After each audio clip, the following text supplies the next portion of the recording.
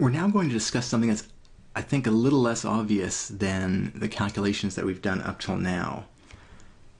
I'm just going to remind you of the formula for the directional derivative at a point. And in recognition here, this should be an a and a b. Let's get that right. So the directional derivative at the point AB in the direction u is the x derivative times the x component of our vector of direction, and the y derivative at the point times the y component of our vector u. So u is u1, u2. But if we look at that framing, x component times x component, something about y with a y component, we could write that as a vector dot product if we wanted to, right? Okay, that's an interesting idea. What we do is make a new vector by packaging the x derivative at the point and the y derivative at the point we're looking at. That would be a vector with nice x, y ideas in it. And we dot that with u1, u2. If we expand it, it turns to this, and we show that that's how we calculate the directional derivative in the direction of u. There is something new that just happened here. We have a point, AB. It's going to get used twice, and when we plug that point in, we're going to create a vector. So from a point that we're at, we're going to get a vector for free by building it as these components, the x derivative of f and the y derivative of f. So this is a new kind of function. All the other functions we've seen, like f itself, assign one number to each point. What's the height at that point?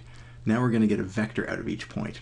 Turns out this is a really profitable idea, though it takes a while to build up to what it can all mean. For reference, we're going to call this the gradient vector. We can write it as grad f, or this nabla symbol, or upside down delta with an arrow, and sometimes we actually leave off the arrow. So sometimes it's just written as the delta, the upside down delta here, times f. All right, not an intuitive idea to why we would do this, but we're going to see a payoff as we explore what that gradient vector can do for us. Quick summary: if someone says, hey, what's the gradient of f? First thing, build a vector. Next thing is plug in the x derivative of the function and the y derivative of your function, those two partial derivatives, as the components. That lets us rewrite in a very simple way our directional derivative, find the gradient first, and then dot that with the direction you'd like to move in. All right, just for illustration here, let's just calculate some gradients just because we can. As soon as we see the gradient, we recognize we need our two partial derivatives. Our first partial derivative for this function here would be e to the y times 1. And our y derivative would be x times the derivative of e to the y, which would be x e to the y. What do we do to build the gradient? We package up the x derivative, e to the y, and then we package up the y derivative, y partial derivative, and we get an x e to the y here, and we literally just put those into a vector, left and right, first and second components. Once we've done that, then we can evaluate what the gradient is at various points. So at the point 1, 0, we just plug in our x and y into this formula here. At y is 0, we're going to get 1, and here we're going to get 1 times 1, that's 1. And at the point 0, 1, x is 0, we're going to get e to the 1, sorry. If y is 1, we get e to the 1 here, times x, which is 0. And the last one here would be x is 2, y is negative 3, e to the negative 3, and 2 times e to the negative 3. All right. What does this mean? Well, let's go back to pictures for a brief moment.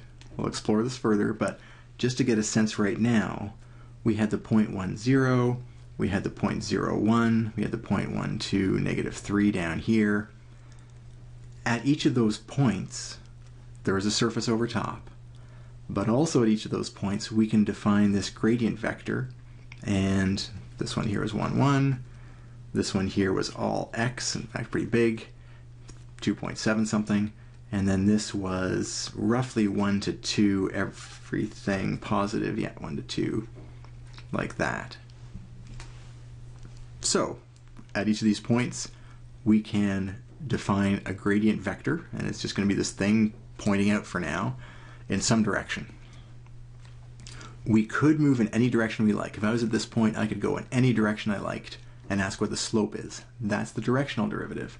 But now we have this other thing that is a building block for the directional derivative, and it's this new vector of the package f partial with x and f partial with y.